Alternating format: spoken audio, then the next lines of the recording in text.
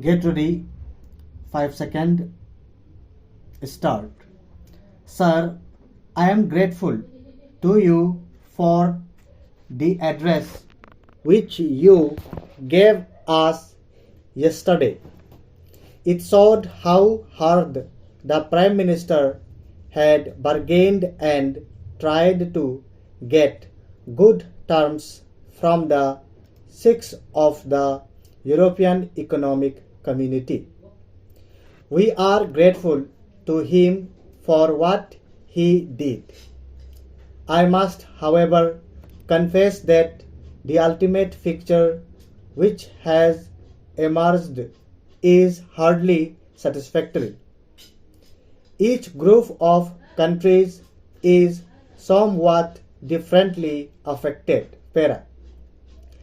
The Prime Ministers of Canada and New Zealand have stated their views on how the present proposals affect the more developed countries. President Ayub, whose country is faced with problems similar to ours, has stated his views. I largely agree with this general approach to the problem. I shall naturally deal with the problems facing developing countries like India. I should like to make some general remarks. Para. You, Mr. Prime Minister, referred in your opening remarks to the world situation. The present conflict, the two world wars, and the need to prevent a collision between the two great powers. You also referred to Europe's concern with the East-West conflict. We are all concerned with it.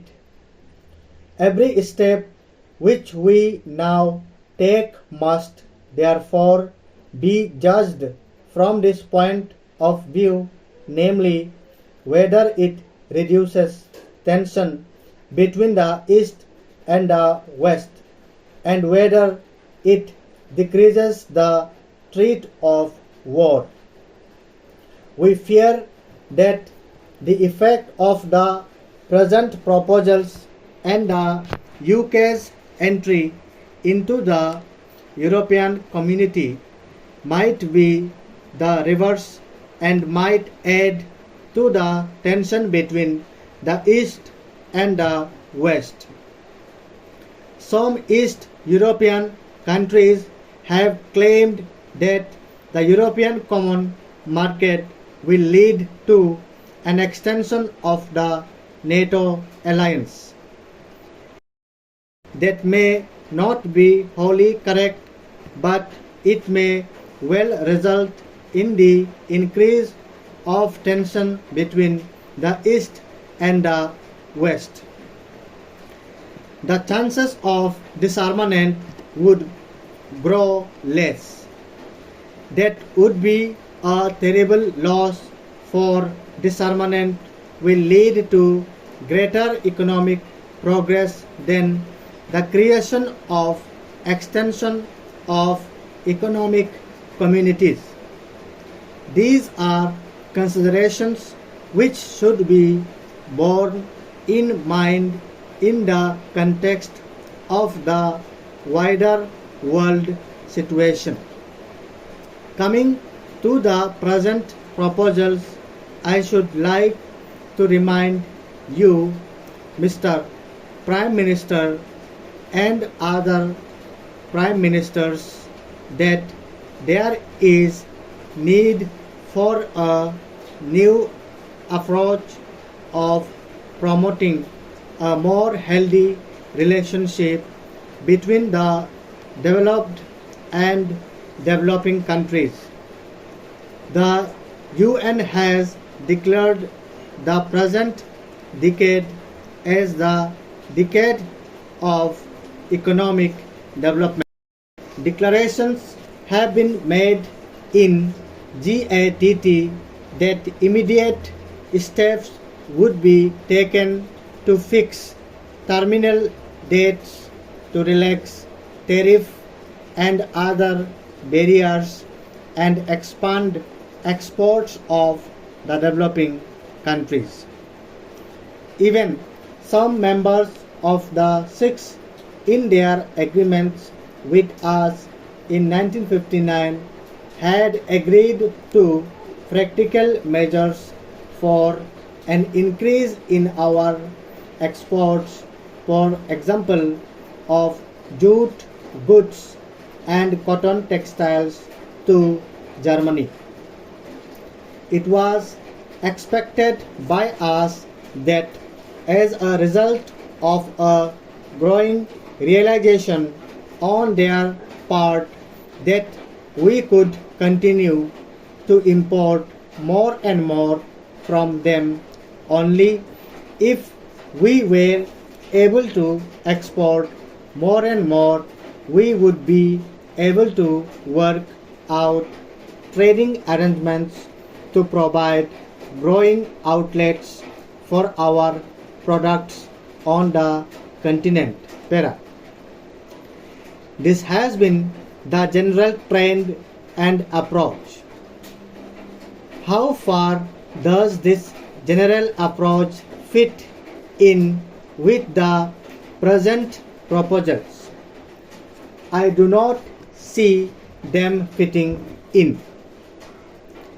The present proposals are vague and the approach so far made is not satisfactory.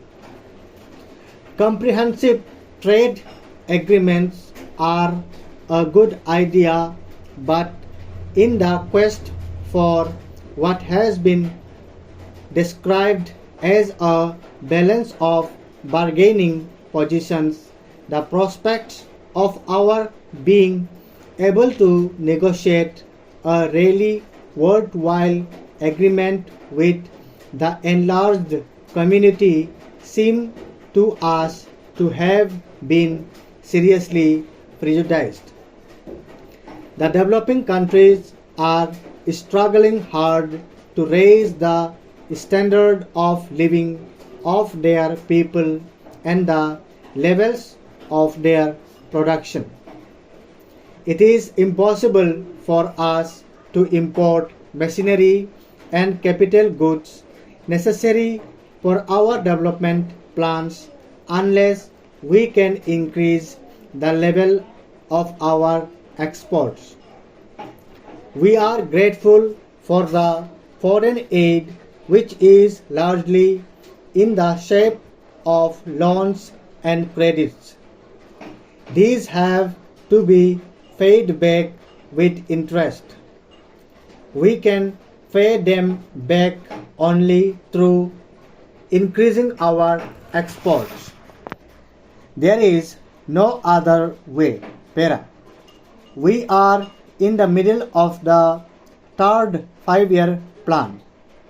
The existence of trade links is important. We are thinking of our fourth and fifth 5-year plans in our perspective planning. We are naturally worried by the adverse effects of these proposals on our plans. The UK's entry into the EEC may well worsen the position not only in relation to our earnings of foreign exchange but in relation to unemployment and might have grave social consequences from the human point of view. All this does not fit in with an international approach or an approach of GATT as it is generally accepted.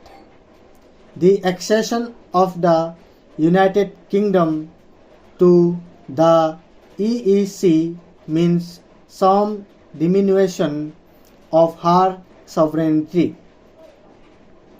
We need not be afraid of that if it leads to a world order. Stop.